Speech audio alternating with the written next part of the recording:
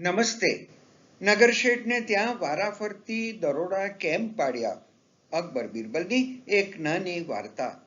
એક વખત બાદશાહ અકબરે બિરબલને કહ્યું, બિરબલ, આપણો શાહી ખજાનો ધીમે ધીમે ઓછો થઈ રહ્યો છે. આવક મર્યાદિત છે અને ખર્ચા વધતા જાય છે. પ્રજા પર વધુ કર નાખી શકાય નહીં અને પ્રજા કલ્યાણના ખર્ચ પર કાપ પણ મૂકી શકાય તેમ નથી. મને કોઈ રસ્તો બતાવ જેથી શાહી ખજાનાની ઘટ ભરપાઈ કરી શકાય. બિરબલે કહ્યું, જહાંપના, એક રસ્તો છે.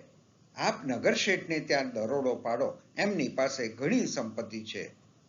અકબરે બિરબલની સલાહ મુજબ નગરશેઠને ત્યાં દરોડો પાડ્યો. દરોડામાં કરોડોની બેનામી સંપત્તિ હાથ લાગી. બાદશાહને પણ આશ્ચર્ય થયું કે નગરશેઠે આટલી સંપત્તિ કેવી રીતે ભેગી કરી હશે. નગરશેઠને આ બાબતે પૂછ્યું એટલે નગરશેઠે કહ્યું, જહાંપના, રાજ્યમાં જેટલા કામો ચાલે છે એ બધા જ કામોના કોન્ટ્રાક્ટમાં મારું કમિશન છે. આ બધી બેનામી સંપત્તિ એ કમિશનની કમાણીમાંથી ભેગી થયેલી છે. અકબરને ખૂબ ગુસ્સો આવ્યો. નગરશેઠની બધી જ સંપત્તિ જપ્ત કરી દીધી. નગરશેઠ હવે રસ્તા પર આવી ગયા. બાદશાહને આજીજી કરવા લાગ્યા તો બાદશાહે દયા ખાઈને નગરશેઠને ઘોડાઓના તબેલામાં ઘોડાની લાદ ઉપાડવાની નોકરીમાં રાખી દીધા. કેટલાક વર્ષો પછી રાજ્યમાં દુકાળ પડ્યો. શાહી ખજાનાનું તળિયું દેખાવા લાગ્યું એટલે અકબરે ફરીથી બિરબલને યાદ કર્યો. બિરબલે કહ્યું, નગરશેઠને ત્યાં દરોડો પાડો. વાત સાંભળીને અકબર ખડખડાટ હસી પડ્યા. અકબરે કહ્યું, અલ્યા બિરબલ, હવે એ ક્યાં નગરશેઠ છે? એ તો તબેલામાં ઘોડાની લાદો ઉપાડવાનું કામ કરે છે. એની પાસે વળી શું સંપત્તિ હોય? બિરબલે કહ્યું, નામદાર, આપ તપાસ તો કરાવો. અકબરે તપાસ કરાવી તો નગરશેઠ પાસેથી બહુ મોટી સંપત્તિ મળી આવી. બાદશાહને આશ્ચર્ય થયું કે આ માણસે આટલી બધી સંપત્તિ કેવી રીતે ભેગી કરી હશે.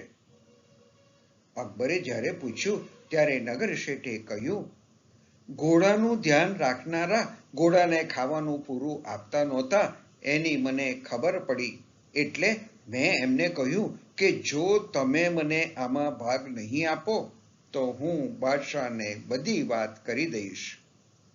બસ પછી તો ત્યાં આપણું કમિશન ચાલુ થઈ ગયું.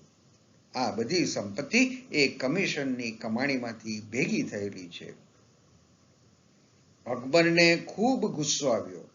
બધી જ સંપત્તિ લઈ લીધી અને હવે નગરશેઠને દરિયાના મોજા ગણવાનું કામ સોંપ્યું જેથી નગરશેઠ બીજાને હેરાન કરીને કોઈ સંપત્તિ ભેગી ન કરી શકે. થોડા વર્ષો પછી બાજુના રાજ્ય સાથે યુદ્ધ થયું એટલે ખજાનો ખાલી થવા લાગ્યો. ફરીથી બિરબલને બોલાવ્યો અને અકબર કંઈ પૂછે એ પહેલા જ બિરબલે કહ્યું, જહાંપના, નગરશેઠને ત્યાં દરોડો પાડો. અકબરને પૂરો વિશ્વાસ હતો કે આ વખતે નગરશેઠ પાસેથી કંઈ જ નહીં મળે. દરોડો પાડ્યો તો બહુ મોટી સંપત્તિ મળી આવી. આ વખતે તો સૌથી વધુ સંપત્તિ હતી. બાદશાહે નગરશેઠને પૂછ્યું, નગરશેઠ, આટલી સંપત્તિ કેવી રીતે ભેગી કરી? નગરશેઠે કહ્યું, નામદાર, આપે મને દરિયાના મોજા ગણવાનો જે હુકમ આપેલો એ હુકમના આધારે જ હું આટલી સંપત્તિ કમાયો છું. માલ સામાન ભરીને જે વહાણો કિનારા પર આવતા એ બધા વહાણોને દૂર જ અટકાવી દેતો.